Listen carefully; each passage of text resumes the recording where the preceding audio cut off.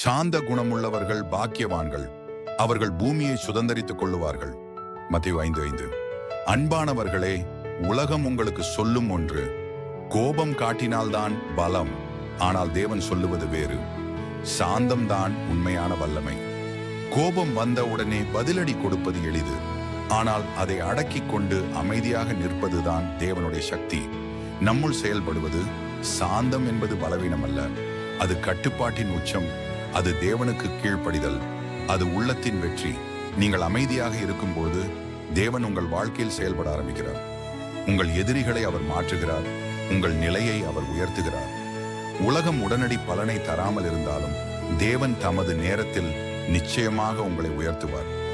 சாந்தமானவர்கள் தோல்வியடைய மாட்டார்கள், அவர்கள் தேவனுடைய சுதந்திரர்கள், கிறிஸ்துவோடு சேர்ந்து மகிமையை பெறுவார்கள்.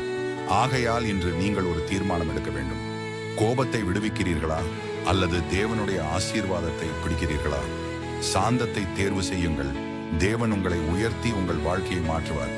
இது ஒரு வாக்குத்தத்தம் மட்டுமல்ல, இது நிச்சயமாக நிறைவேறும். தேவனுடைய வார்த்தை. ஆமென்.